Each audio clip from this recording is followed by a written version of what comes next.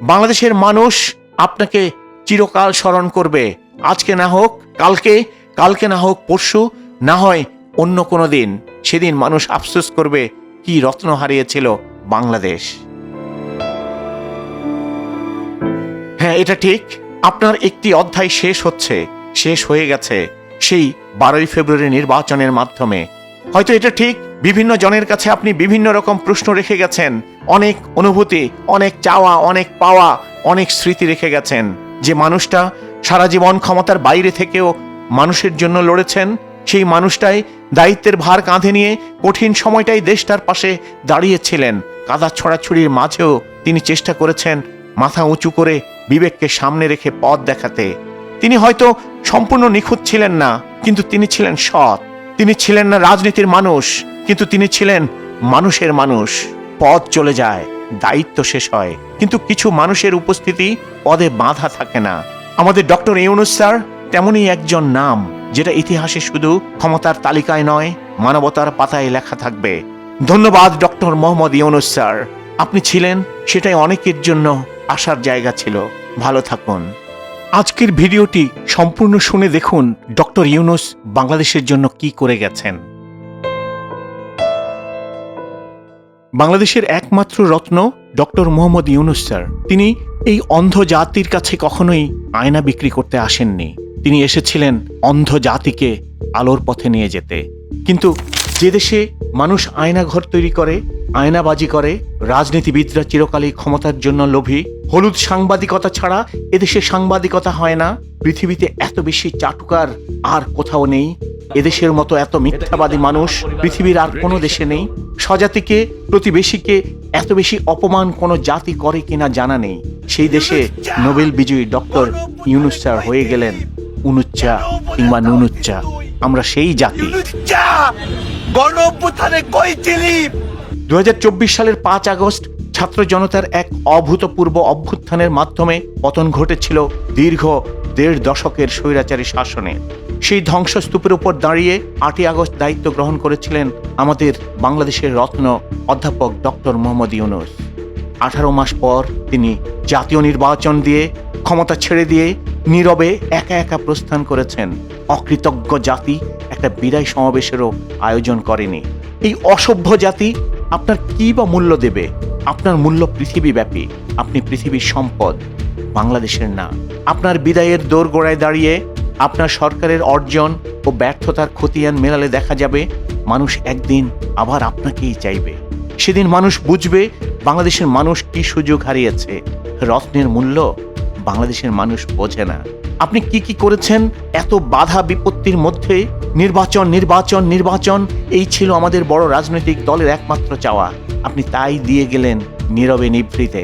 আমরা আজকে আপনাদেরকে দেখানোর চেষ্টা করব বাংলাদেশের মানুষ কেন ডক্টর মোহাম্মদ ইউনূসকে চিরকাল স্মরণ করবে। হ্যাঁ, আপনি যখন দায়িত্ব নিয়েছিলেন তারপর থেকে আন্দোলন যেন বাংলাদেশে নিত্যনৈমিত্তিক খাবারের মতো হয়ে গেছে। দেশে রাজনৈতিক এবং সামাজিক অস্থিরতা নিরসনে নানা পদক্ষেপ নিয়েছিলেন, কিন্তু অসম দাবি দাবা নিয়ে রাজপথে আন্দোলন, বিক্ষোভ এবং সড়ক অবরোধের ঘটনা ঘটেছিল নিত্যনৈমিত্তিক ঘটনা। আপনি তাদেরকে বাধা দেননি, তারা তাদের প্রতিবাদ কর্মসূচি চালিয়ে গেছে তাদের ইচ্ছে মতো। স্বরাষ্ট্র মন্ত্রণালয় এবং আইন শৃঙ্খলা রক্ষা বাহিনীর তথ্য অনুযায়ী এই 1.5 বছরে আন্দোলনের এক বিশাল অংশ ছিল সড়ক অবরোধ কেন্দ্রিক। এই তো 31শে আগস্ট 2025-এর একটি তথ্যে স্বরাষ্ট্র উপদেষ্টা লেফটেন্যান্ট জেনারেল অবসরপ্রাপ্ত মোহাম্মদ জাহাঙ্গীর আলম চৌধুরী বলেছিলেন, অন্তর্বর্তী সরকারের প্রথম 1 বছরেই 1604টি সড়ক অবরোধের ঘটনা ঘটেছে। পরবর্তী 6 মাসে সেটা 2000-এর বেশি অতিক্রম করেছে বলেও ধারণা করা হয়। সরকারি হিসাব অনুযায়ী অন্তত 123টি ছোট বড় সংগঠন বিভিন্ন সময় রাজপথে তাদের দাবি দাওয়া নিয়ে রাস্তা বন্ধ করে দিয়েছে, হাসপাতাল বন্ধ করে দিয়েছে, আপনার অফিস ঘেরাও করেছে, আপনার বাসভবন ঘেরাও করেছে, সচিবালয়ে ঢুকে পড়েছে। বেতন ভাতা বৃদ্ধি, চাকরি স্থায়ীকরণ, স্বৈরাচারী ব্যবস্থার বিলোপ এবং দ্রব্যমূল্য নিয়ন্ত্রণের দাবিতেও অনেক আন্দোলন হয়েছে। কিন্তু বাংলাদেশের মানুষ এই তুলনাটুকুও করতে জানে না। গত বছরের রোজার প্রথম দিন আর এবছরের রোজার প্রথম দিনের বাজার মূল্য যদি দেখা যায়, তাহলে বোঝা যায় আপনার মূল্য কোথায়, আপনি কি অবদান রেখে গিয়েছিলেন বাংলাদেশের জন্য। যা 12 ফেব্রুয়ারি নির্বাচনের পর থেকে ভুলণ্ঠিত হতে শুরু করেছে। আমাদের অন্তর্বর্তী সরকার 551 দিনে মোটা দাগে যে কাজগুলো করে গেছেন, আজকে আমরা সেগুলো দেখার চেষ্টা করব। শান্তি ও স্থিতিশীলতা পুনঃপ্রতিষ্ঠার জন্য আপনার চেষ্টা ছিল অক্লান্ত।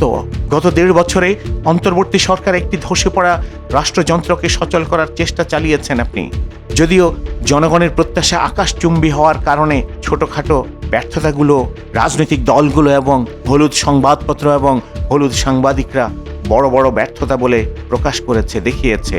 আপনি দায়িত্ব গ্রহণের শুরুতে দেশে এক ধরনের শাসনতান্ত্রিক শূন্যতা এবং পুলিশের অনুপস্থিতি পেয়েছিলেন। সেনাবাহিনী ও পুনর্গঠিত পুলিশ বাহিনীর সমন্বয়ে সেই চরম অরাজকতা কাটিয়ে উঠে জনজীবনের স্থিতিশীলতা ফিরিয়ে আনা একটি বড় অর্জন ছিল আপনার। নির্বাচন কমিশন, বিচার বিভাগ, পুলিশ এবং সংবিধান সংস্কারের লক্ষ্যে গঠিত কমিশনগুলো তাদের কাজ অনেক দূর এগিয়ে নিয়ে গেছে। কোনো সংবাদপত্র এগুলো প্রচার করেনি, কারণ তারা চাটুকার সাংবাদিক, তারা চাটুকারিতায় ব্যস্ত রাজনৈতিক দলগুলোর। বিশেষ করে বিচার বিভাগকে রাজনৈতিক প্রভাবমুক্ত করার প্রক্রিয়া শুরু হওয়াকে ইতিবাচক হিসেবেই দেখবে ভবিষ্যতের বাংলাদেশ। অর্থনৈতিক স্থিতিশীলতা অর্জনে ভঙ্গুর ব্যাংকিং খাতে শৃঙ্খলা ফিরিয়েছেন, খেলাপি ঋণের লাগাম টেনে ধরেছেন এবং পাচার হওয়া অর্থ ফেরাতে আন্তর্জাতিক সংস্থার সহায়তা নেওয়া আপনার একটা বড় সাফল্যই। মনে রাখবেন, পাচার হওয়া অর্থ সহজেই ফেরানো যায় না। বৈদেশিক মুদ্রা রিজার্ভের পতন ঠেকিয়ে স্থিতিশীলতা এনেছিলেন আপনার সরকার। 9 ফেব্রুয়ারি 2026 পর্যন্ত বাংলাদেশ ব্যাংকের তথ্য অনুযায়ী বাংলাদেশের মোট বৈদেশিক মুদ্রার রিজার্ভ 34.06 বিলিয়ন মার্কিন ডলার ছাড়িয়েছে, যা 2022 সালের নভেম্বরের পর সর্বোচ্চ। 2024 সালে যেখানে 13 billion dollar 14 billion dollar reserve ছিল, তাকে আপনি 34.06 বিলিয়ন ডলারে নিয়ে গিয়েছিলেন। নতুন সরকারের জন্য আন্তর্জাতিক সমর্থন ও কূটনীতি বিষয়ে আপনার ব্যক্তিগত ভাবমূর্তি কাজে লাগিয়ে জাতিসংঘ, বিশ্ব ব্যাংক এবং IMF এর মতো সংস্থা থেকে বড় বড় অঙ্কের ঋণ এবং সহায়তা নিশ্চিত করে গেছেন।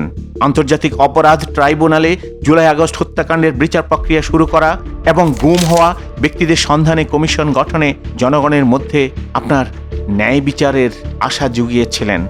কিন্তু আপনি শেষ করতে পারেননি আমাদের মতো এরকম উচ্ছৃঙ্খল জাতির সামনে আপনার কোনো মূল্য নেই। আপনার সরকারের অধীনে সংস্কার কমিশন এবং জুলাই সনদ রাষ্ট্র সংস্কারের প্রক্রিয়াকে প্রাতিষ্ঠানিক রূপ দিতে বেশ কিছু সংস্কার কমিশন গঠন করেছিলেন এবং এর সমান্তরালে ছাত্র জনতার বিপ্লবের চেতনাকে ধারণ করে যে আকাঙ্ক্ষা তৈরি করেছিলেন, তাকেই মূলত জুলাই সনদ বা বৈষম্য বিরোধী আন্দোলনের মূল ম্যান্ডেট হিসেবে দেখা হয়। যে 10টি সংস্কার কমিশন গঠন করেছিলেন, নির্বাচন ব্যবস্থা, পুলিশ প্রশাসন এবং বিচার বিভাগের যে সংস্কার কাজে শুরু করেছিলেন, তা বাংলাদেশের ইতিহাসে নজিরবিহীন হয়ে থাকবে চিরকাল। আপনার সরকারের রাষ্ট্র সংস্কার কমিশনগুলো সংবিধান সংস্কার কমিশন, নির্বাচন ব্যবস্থা সংস্কার কমিশন, পুলিশ সংস্কার কমিশন, বিচার বিভাগ সংস্কার কমিশন, দুর্নীতি দমন সংস্কার কমিশন, জনপ্রশাসন সহ আরও যে সংস্কার কমিশনগুলো তৈরি করেছিলেন, তা বাংলাদেশের মানুষের সামনে এক উজ্জ্বল দলিল রেখে গেছে ভবিষ্যতের বাংলাদেশ সংস্কারে এবং ভবিষ্যতের বাংলাদেশ গঠনে। সেই সংস্কার কমিশনের রিপোর্টগুলো হয়তো আমরা উল্টিয়েও দেখব না। আপনার সরকারের সময় সংবিধান সংস্কার পরিষদ যেটা তৈরি হয়েছিল, নির্বাচনের পরবর্তী শপথ অনুষ্ঠানে সংসদ সদস্য হিসেবে শপথ নেয়ার পরপরই সংবিধান সংস্কার পরিষদ হিসেবে যে শপথ নেয়ার কথা রাজনৈতিক দলগুলো আপনাকে প্রতিশ্রুতি দিয়েছিল, তারা আজ সেখান থেকে সরে এসেছে। সুতরাং আপনার কষ্টের প্রতিটা ঘামের প্রতিটা কাজের যে ক্ষেত্র, তা হয়তো ভবিষ্যতে সংকুচিত হয়ে যাবে। সংবিধান সংস্কার কমিশন হয়তোবা কার্যকর হবে না। বাংলাদেশের রাজনৈতিক দলগুলো আপনাকে পুলিশ সংস্কার করতে দেয়নি। বাংলাদেশের রাজনৈতিক দলগুলো আপনাকে সত্যিকার অর্থে একটি বাংলাদেশ গড়তে দেয়নি। জুলাই গণ অভ্যুত্থানকে অন্তর্বর্তী সরকারের ম্যান্ডেট ধরা হয়। ফলে জাতির সামনে জুলাই জাতীয় সনদ প্রস্তাব করা ছিল এ সরকারের অন্যতম সফলতা। সেই জুলাই সনদ কতটুকু বাস্তবায়িত হবে সে হয়তো সময় বলবে। একদিন আমরা বুঝবো এই জুলাই জাতীয় সনদ বাংলাদেশের জন্য সেই স্বাধীনতার সনদের পরবর্তীতে দ্বিতীয় স্বাধীনতা সনদ হিসাবেই বাংলাদেশের মানুষ ভবিষ্যতে আলোচনা করবে। আপনার সংস্কার কমিশনে বাংলাদেশের সব রাজনৈতিক দল অংশগ্রহণ করেছিল। হ্যাঁ, সেখানে ফ্যাসিস্টদের কোনো অধিকার নেই, কিন্তু সেই রাজনৈতিক দলগুলো আবার সেই সংস্কার কমিশনের স্বাক্ষরিত জুলাই সনদকে অস্বীকার করে তারা তাদের মতো করে নতুন করে আবার বাংলাদেশকে আরেকটা ফ্যাসিস্ট যুগে নিয়ে যাওয়ার চেষ্টায় লিপ্ত আছে। আপনি দেখে হয়তো কষ্টই পাবেন, আপনার কষ্টগুলো বৃথাই গেল। আপনি সাহস দেখিয়েছিলেন জুলাই হত্যাকাণ্ডের বিচার এবং শেখ হাসিনার বিচারের। সেই জুলাই আগস্টের গণ অভ্যুত্থানে সংগঠিত গণহত্যার বিচারে অন্তর্বর্তী সরকার গত 1.5 বছরে আপনি এক মাইল ফলক স্পর্শ করেছিলেন। 2024 সালের সেই হত্যাকাণ্ডের ন্যায় বিচার নিশ্চিতে গঠিত আন্তর্জাতিক অপরাধ ট্রাইব্যুনাল ইতিমধ্যে রায় ঘোষণা করেছে, শেখ হাসিনার মৃত্যুদণ্ড দিয়েছে। 2025 সালের 17 নভেম্বর আন্তর্জাতিক অপরাধ ট্রাইব্যুনাল 1-এর যুগান্তকারী রায় প্রদান করেছিলেন এবং এই রায়ে ক্ষমতাচ্যুত প্রধানমন্ত্রী শেখ হাসিনা এবং সাবেক স্বরাষ্ট্রমন্ত্রী আসাদুজ্জামান খান কামালকে মানবতা বিরোধী অপরাধের দায়ে মৃত্যুদণ্ড প্রদান করা হয়েছে। বাংলাদেশের মানুষ দেখেছে কেন মৃত্যুদণ্ড হয়েছে। পৃথিবীব্যাপী দেখুন, অনেক রাজ পরিবারের, অনেক রাষ্ট্রপ্রধানের মৃত্যুদণ্ড পর্যন্ত ঘোষণা করা হয়েছে ক্ষুদ্র কোনো অন্যায়ের কারণে। দক্ষিণ কোরিয়ার দিকে তাকান, বিশ্বের অন্য সব দেশের দিকে তাকান, সেখানে বাংলাদেশের রাজনৈতিক দলগুলোর দাবি অনুযায়ী আপনি এই বিচার কার্য শুরু করেছেন এবং বিচার কার্যের পথ দেখিয়ে গেছেন। কিন্তু আমরা কি দেখছি? নির্বাচন পরবর্তী সময়ে আমরা দেখছি সেই ফ্যাসিস্টদেরকে আমরা আবার পুনর্বাসিত করছি। যে দাবি আপনার কাছে আমরা করেছিলাম তার বিরুদ্ধে দাঁড়িয়ে আমরা এখন ফ্যাসিস্ট আওয়ামী লীগকে, শেখ হাসিনাকে পুনর্বাসনের জন্য তাদের অফিস খুলে দিচ্ছি।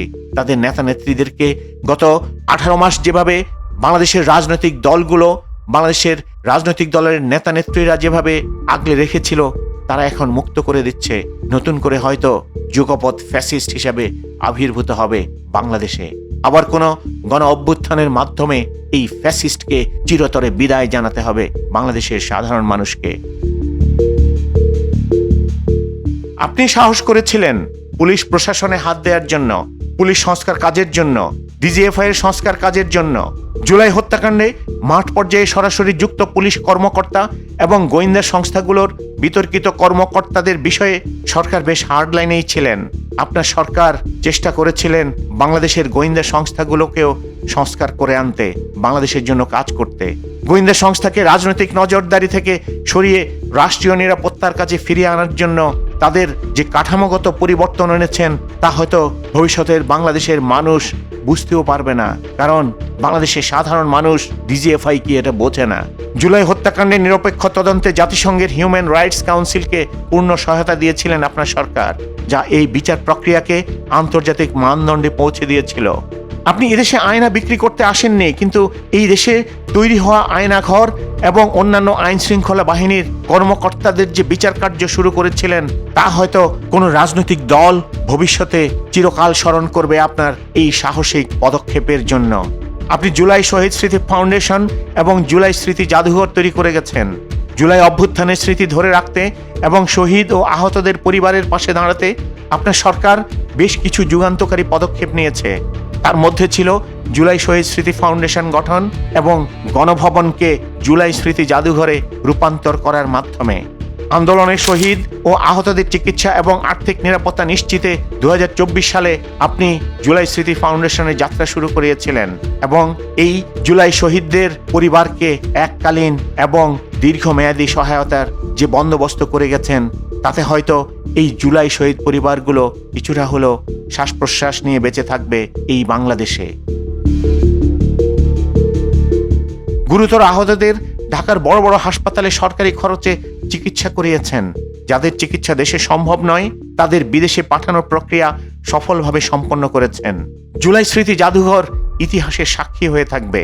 ফ্যাসিবাদী শাসনের অবসান ও জনগণের বিজয়ের প্রতীক হিসাবে সাবেক ফ্যাসিস্ট প্রধানমন্ত্রী শেখ হাসিনার বাসভবন গণভবনকে জাদুঘরে রূপান্তর করা এই সরকারের একটি বড় রাজনৈতিক এবং সাংস্কৃতিক সফলতাই ছিল।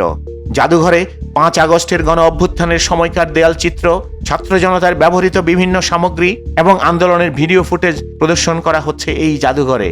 গত 16 বছরের আয়নাঘর, গুম, খুন এবং দুর্নীতির প্রামাণ্য চিত্র ও নথিপত্র এখানে সংরক্ষণ করা হয়েছে।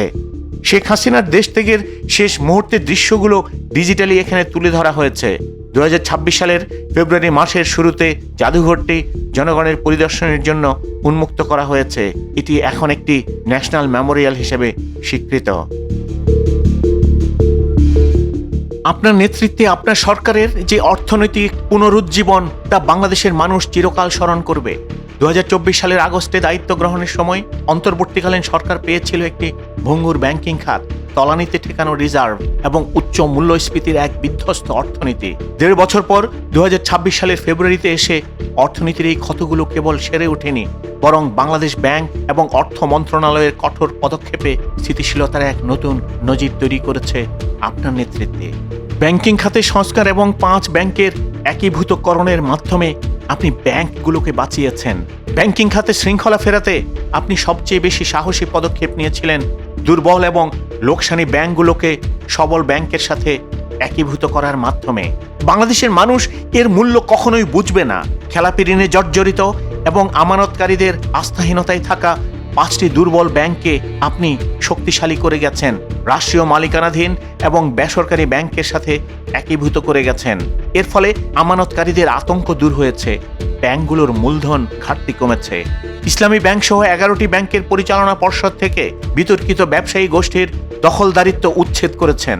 পেশাদার ব্যাংকারদের মাধ্যমে বোর্ড পুনর্গঠন করে আমানত প্রবাহ আবার বাড়াতে শুরু করেছিলেন। আপনার নেতৃত্বে প্রায় 1.5 বছরে 20,000 কোটি টাকার খেলাপি ঋণ আদায় করা সম্ভব হয়েছে। রেকর্ড রিজার্ভ এবং রেমিটেন্স প্রবাহ আপনার নেতৃত্বেই বাংলাদেশের মানুষ দেখে গেছে। যেখানে 2024 আগস্ট মাসে বাংলাদেশের বৈদেশিক মুদ্রার রিজার্ভ ছিল $13 বিলিয়ন, আপনি তাকে $34 বিলিয়ন নিয়ে গেছেন 18 মাসে। 2024 আগস্টে যেখানে মাসিক রেমিটেন্স ছিল $1.8 থেকে $2 বিলিয়ন, আপনি তাকে $2.5 থেকে $3 বিলিয়ন নিয়ে গেছেন। 2024 আগস্টে যেখানে টাকার মান ছিল 120 থেকে 125 টাকা, আপনি 2026 ফেব্রুয়ারিতে সেই টাকার মান স্থিতিশীল করে গেছেন 115 থেকে 118 টাকার মধ্যে। অপ্রয়োজনীয় মেগা প্রকল্প স্থগিত করেছিলেন এবং সেই টাকা শিক্ষা এবং স্বাস্থ্য খাতে ব্যয় করেছিলেন। সরকারি কর্মকর্তাদের বিদেশ ভ্রমণ এবং বিলাসিতার লাগাম টেনে শত শত কোটি টাকা সাশ্রয় করে গেছেন। একই সঙ্গে IMF, বিশ্ব ব্যাংক এবং এশীয় উন্নয়ন ব্যাংক থেকে প্রায় $8 বিলিয়ন বেশি নমনীয় ঋণ নিশ্চিত করে গেছেন, যা বৈদেশিক মুদ্রা বাজারের অস্থিরতা দূর করেছে। আপনার নেতৃত্বে গণমাধ্যমের যে স্বাধীনতা এবং ইন্টারনেটের অধিকার প্রতিষ্ঠিত হয়েছে তা ভবিষ্যতে কখনো বাংলাদেশের মানুষ আবার পাবে কিনা কে জানে। নির্বাচনের পরদিন থেকে তার লাগাম টেনে ধরা শুরু হয়েছে। বাংলাদেশের হলুদ সংবাদপত্রগুলো, হলুদ সাংবাদিকগুলো আবার সেই লেজুর ভিত্তির রাজনীতিতে লিপ্ত হয়েছে। দলকানা হয়ে তারা তাদের স্বার্থ হাসিলে হলুদ সাংবাদিকতায় লিপ্ত হয়েছে চিরকালের মতো। আপনার নেতৃত্বে কখনো ইন্টারনেটের অধিকার হরণ হয়নি। আপনার বিরুদ্ধে এমন কিছু নেই ইন্টারনেটে প্রচার করা হয়নি, আপনি তার বিরুদ্ধে টু শব্দটিও করেননি। আপনার নেতৃত্বে যুক্তরাষ্ট্রের সঙ্গে সম্পর্ক এক নতুন উচ্চতায়, এক অংশীদারিত্বের জায়গায় চলে গেছে। আগস্ট বিপ্লবের পর প্রথম দেশ হিসাবে যুক্তরাষ্ট্র অন্তর্বর্তী সরকারকে পূর্ণ সমর্থন দিয়েছিল, যেটা গত 1.5 বছরে শুধুমাত্র মৌখিক আশ্বাসে সীমাবদ্ধ থাকেনি, বরং তা কৌশলগত এবং অর্থনৈতিক চুক্তিতেও রূপ নিয়েছিল আপনার নেতৃত্বে। যুক্তরাষ্ট্রের সাথে ঘনিষ্ঠতা বাড়লেও সরকারের অন্য শক্তিগুলোর সাথে সম্পর্কের ভারসাম্য বজায় রাখতে সচেষ্ট ছিলেন। ইউরোপীয় দেশগুলোর সঙ্গে বাণিজ্যিক সম্পর্ক আরও জোরদার করেছিলেন। EU বাংলাদেশের সংস্কার প্রক্রিয়ায় বড় অঙ্কের আর্থিক এবং প্রযুক্তিগত সহায়তারও প্রতিশ্রুতি দিয়েছিলই আপনার নেতৃত্বে। ভারতের সাথে সম্পর্কের ক্ষেত্রে সরকার পারস্পরিক মর্যাদা এবং সমতার নীতি গ্রহণ করেছিলেন। অনেক ক্ষেত্রেই প্রতিবেশীদের সাথে বৈরিতা দেখা দিয়েছিল, কিন্তু আপনি ঠিকই বাণিজ্যিক যোগাযোগ রক্ষা করে গিয়েছিলেন। চীনের সঙ্গে অবকাঠামোগত উন্নয়ন এবং বিনিয়োগ নিয়ে গঠনমূলক আলোচনা অব্যাহত রেখেছিলেন এবং আশ্বাসও পেয়েছিলেন। জাতিসংঘ সাধারণ পরিষদে আপনার ভাষণের পর রোহিঙ্গা ইস্যুতে বিশ্ব সম্প্রদায়ের নজর আবার ফিরেছে। রোহিঙ্গাদের তৃতীয় কোনো দেশে পুনর্বাসন এবং মিয়ানমারে তাদের নিরাপদ প্রত্যাবর্তনে আন্তর্জাতিক চাপ সৃষ্টিতে আপনি সফলও হয়েছিলেন। কে জানে ভবিষ্যতে কোথায় যাবে সেই রোহিঙ্গা ইস্যু। আপনার নেতৃত্বে অনেক গুরুত্বপূর্ণ চুক্তি এবং লজিস্টিক সহযোগিতা বেড়েছে বাংলাদেশের। ডিক্লারিফিকেশন অফ ইন্টারন্যাশনালিজম এর আওতায় বেশ কিছু আন্তর্জাতিক সংস্থার সাথে সরকার কৌশলগত চুক্তি করেছিল আপনার নেতৃত্বেই, যা দুর্যোগ ব্যবস্থাপনা এবং জলবায়ু পরিবর্তনের প্রভাব মোকাবিলায় সহায়তা করবে। বঙ্গোপসাগরের নিরাপত্তা এবং সন্ত্রাসবাদ দমনে যুক্তরাষ্ট্র এবং অন্যান্য মিত্রদের সাথে তথ্য আদান প্রদান এবং সক্ষমতা বৃদ্ধির বিষয়ে চুক্তি স্বাক্ষর করে গেছেন।